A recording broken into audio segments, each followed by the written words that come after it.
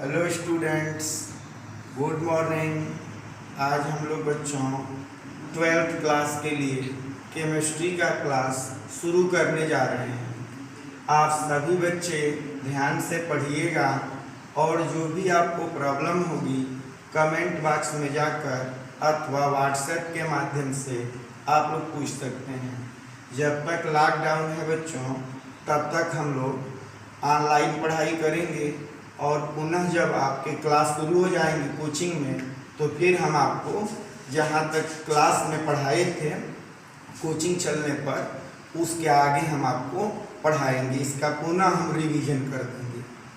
तो आइए हम लोग शुरू करते हैं बच्चों। पहले हम लोग पढ़ने जा रहे हैं कि ठोस अवस्था क्या होती है। पहले हम लोग बच्चों पढ़ेंगे ठोस अवस्था। ठोस अवस्था के बारे में बच्चों, सॉलिड स्टेट, सॉलिड स्टेट। अब देखिए बच्चों, इसको ध्यान से समझिए। ठोस अवस्था किसे कहते हैं? द्रव्य की वह अवस्था जिसमें आकार तथा आयतन दोनों ही निश्चित होते हैं, उसे ठोस अवस्था कहते हैं। ठोसों के अणु बच्चों एक दूसरे से दृढ़ता पूर्वक बंधे होते हैं, जिसके कारण वे गति करने के लिए स्वतंत्र नहीं होते हैं। The state of matter in which shape, size and volume both are fixed और definite is called solid state. The molecules of solids are tightly held. ठोसों के अणु एक दूसरे से दृढ़ता पूर्वक बंधे होते हैं। जैसा कि आप लोग बच्चों पिछली कक्षाओं में पढ़ चुके हैं कि मेज, कुर्सी, ईंट, पत्थर, किताब, कॉपी, पेन, ये सभी ठोस अवस्था के उदाहरण होते हैं। ये सभी ठोस होते हैं। ठोस क्या होते हैं बच्चों? तो आप जानते हैं ठोस के बारे में कि वे पदार्थ जिनकी आकृति तथा आयतन दोनों निश्चित होते हैं, उन्हें ठोस कहते हैं। और ठोसों की अवस्था को ठोस अवस्था कहते हैं। ठोस अवस्था के उदाहरण ईंट, पत्थर, लोहा, लकड़ी, मेज, कुर्सी ये होते हैं। अब ठोस जो होते हैं बच्चों, अब आइए हम लोग पढ़ने जा रहे हैं बच्चों कि ठोस क्या होते हैं। ठोस अवस्था के बाद ठोस के बारे में हम लोग पढ़ेंगे। इसके बाद ठोसों के गुण पढ़ेंगे। ठोस,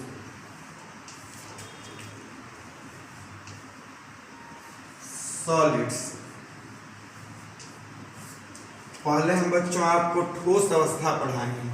ठोस अवस्था को एक बार और हम रिपीट कर देते हैं। द्रव्य की वह अवस्था जिसमें आकार तथा आयतन दोनों निश्चित होते हैं, उसे ठोस अवस्था कहते हैं। ठोस अवस्था में जो कण होते हैं वह एक दूसरे से दृढ़ता पूर्वक बंधे होते हैं, जिसके कारण ठोसों के कण, अणु, कण का मतलब होता है अणु, परमाणु या आयन, गति करने के लिए स्वतंत्र नहीं होते हैं। ठोस अवस्था का उदाहरण है बच्चों लोहा, लकड़ी, ईंट, पत्थर, मेज, कुर्सी इत्यादि। अब आइए बच्चों, ठोस क्या होते हैं, सॉलिड क्या होते हैं। देखिए बच्चों, ध्यान दीजिए। वे पदार्थ जिनकी आकृति तथा आयतन दोनों ही निश्चित होते हैं, उन्हें ठोस कहते हैं। ठोसों के अणु, परमाणु या आयन अर्थात कण एक दूसरे से दृढ़ता पूर्वक बंधे होते हैं। अब हम लोग पढ़ने जा रहे हैं बच्चों ठोसों के गुण। आइए हेडिंग लिखिए, ठोसों के गुण।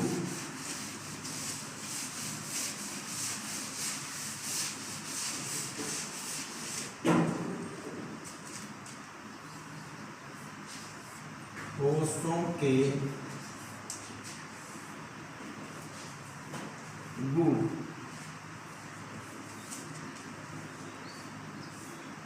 Property of solids,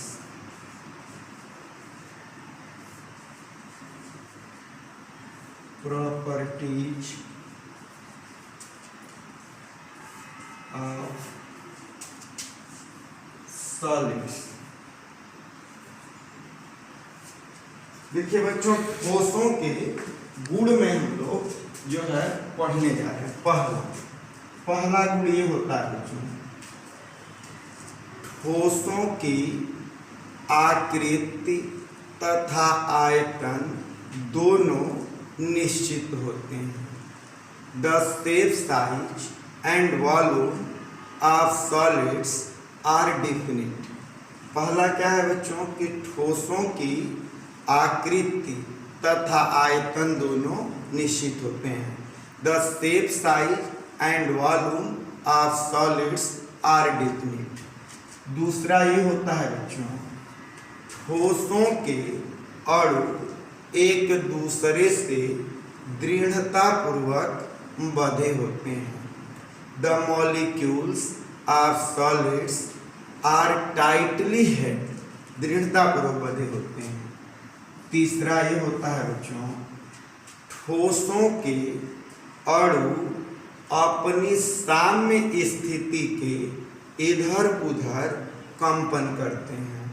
the molecules of solids move around its equilibrium position, अपनी साम्य स्थिति के इधर उधर कंपन करते हैं। वह बड़े क्षेत्र में कंपन नहीं कर पाते क्योंकि वे एक दूसरे से दृढ़ता पूर्वक बंधे होते हैं। चौथा होता है बच्चों, ठोसों के अणुओं के बीच लगने वाला अंतर आणविक बल बहुत ही प्रबल होता है। The intermolecular force of attraction acting between solid molecules is very strong, बहुत ही प्रबल होता है। पांचवा होता है बच्चों कि ठोस के अणुओं के बीच अंतर आणविक स्थान बहुत कम होता है। The intermolecular space between solid molecules is very short, very less, बहुत कम होता है। ठोस के अणु बच्चों जब जुड़ते हैं तो उनके बीच में जो ये स्पेस होता है वह बहुत कम होता है, नहीं के बराबर होता है, नेग्लेजिबल होता है। ठोस के अणुओं के बीच अंतर आणविक स्थान नगण्य होता है। तो इसमें बच्चों हम लोग क्या पढ़ लिए, ठोस अवस्था क्या होती है, ठोस किसे कहते हैं और ठोसों के गुण क्या होते हैं, इतना हम लोग बच्चों पढ़ लिए। अब हम लोग पढ़ने जा रहे हैं बच्चों ठोसों का वर्गीकरण। आइए हेडिंग लिखिए बच्चों, ठोसों का वर्गीकरण।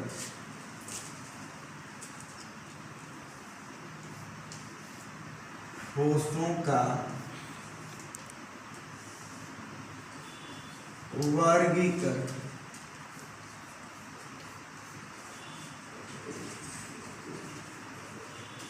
ठोसों का वर्गीकरण, क्लासिफिकेशन ऑफ सॉलिड्स।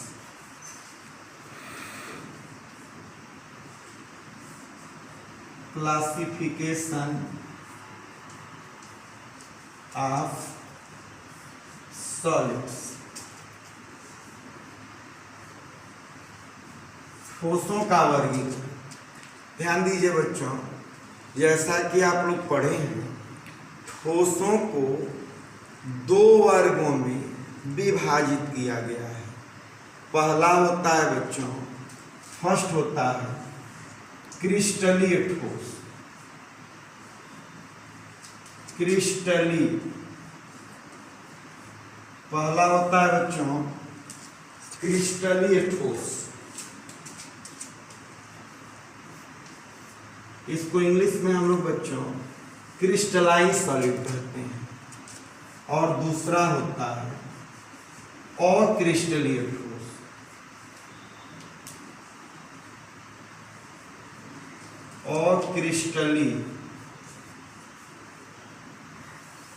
अक्रिस्टलीय ठोस। दो तरह के ठोस होते हैं बच्चों।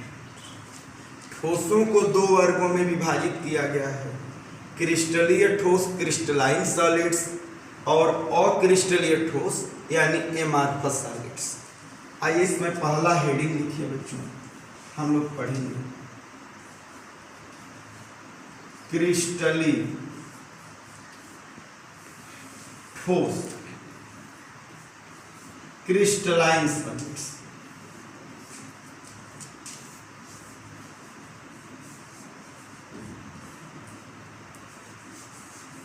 Crystalline solids. अब देखिए बच्चों, ध्यान दीजिए, क्रिस्टलीय ठोस किसे कहते हैं, इसको समझिएगा बच्चों। ऐसे ठोस जिनके कण, कण का मतलब होता है बच्चों अणु, परमाणु या आयन, यह हम आपको पढ़ाते समय भी बताए थे। ऐसे ठोस जिनके कण एक नियमित क्रम में व्यवस्थित होते हैं उन्हें क्रिस्टलीय ठोस कहते हैं। Those solids in which atoms, ions और molecules are arranged in a regular order are called crystalline solids. क्रिस्टलीय ठोस बच्चों दीर्घ परासी होते हैं, लॉन्ग रेंज्ड होते हैं। क्रिस्टलीय ठोस का एग्जाम्पल क्या होता है बच्चों, देखिए क्रिस्टलीय ठोस के एग्जाम्पल में हम आपको बताने जा रहे हैं। पहला यानी पारा, मरकरी को छोड़कर सभी धातुएं क्रिस्टलीय ठोस होती हैं। जैसे देखिए Ag यानी सिल्वर, Au यानी गोल्ड, Fe यानी लोहा, ठीक है बच्चों, Zn यानी जिंक, Cu यानी कार्बन, etc इत्यादि। ये सभी धातुएं जो होती हैं बच्चों सभी क्रिस्टलीय ठोस होती हैं। जैसा कि आप सभी बच्चे जानते ही हैं कि पारा यानी मरकरी एक लिक्विड मेटल, एक द्रव धातु है, इसीलिए पारा क्रिस्टलीय ठोस नहीं है। दूसरा है बच्चों नमक। सभी बच्चे जानते हैं कि नमक एक क्रिस्टलीय ठोस है, आपको हम पढ़ाए भी हैं ये बात। नमक सोडियम क्लोराइड एक क्रिस्टल है बच्चों, क्रिस्टलीय ठोस होता है। नमक रोड़े के रूप में होता है, उसको पीस कर पाउडर बनाया जाता है। तीसरा एग्जाम्पल बच्चों आप जानते हैं शक्कर यानी चीनी, जिसको हम लोग बोलते हैं शक्कर, C12H22O11। शुगर बच्चों चीनी भी क्रिस्टलीय ठोस है। चौथा है बच्चों, चौथा है zinc sulphide, ZnS, zinc sulphide क्रिस्टलीय ठोस है। इसके बाद एक और लिख देते हैं बच्चों हम लोग, हीरा, डायमंड,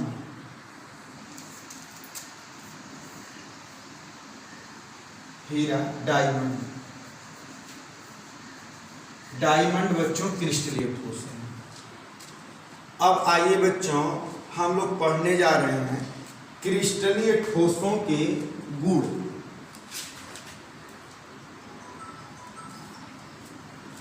हेडिंग लिखिए बच्चों, क्रिस्टलीय ठोसों के गुण।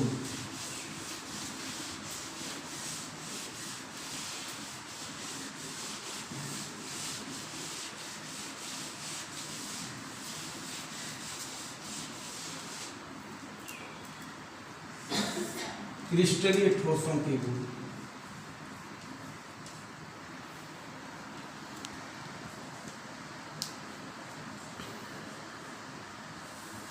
क्रिस्टलीय ठोसों के गुण।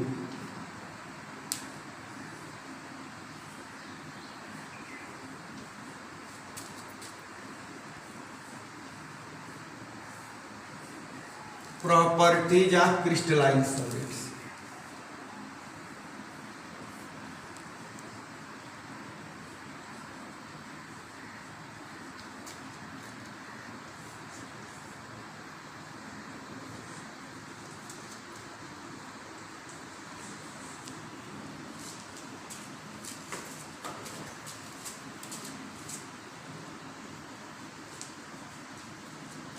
Properties of crystalline solids.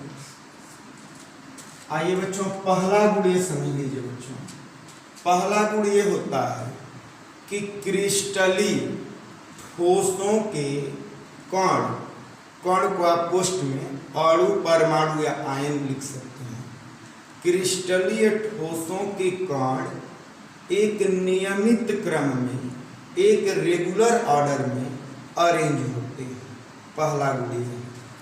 दूसरा गुण यह है बच्चों, क्रिस्टलीय ठोसों की आकृति तथा आयतन निश्चित होती है।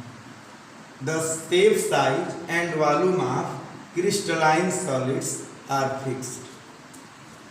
तीसरा ये होता है बच्चों कि क्रिस्टलीय ठोस वास्तविक ठोस होते हैं, यानी crystalline solids are actual solids, ये एक्चुअल सॉलिड होते हैं। चौथा ये गुण होता है बच्चों कि क्रिस्टलीय ठोस प्रायः दीर्घ परासी होते हैं, यानी लॉन्ग रेंज्ड होते हैं। इनका आकार प्रायः बड़ा होता है, लॉन्ग रेंज होती है इनकी, यानी क्रिस्टलीय ठोस दीर्घ परासी होते हैं। पांचवा ये होता है बच्चों कि क्रिस्टलीय ठोसों की सतह समतल होती है। क्रिस्टलीय ठोसों की जो सतह है वो समतल और रेखीय होती है।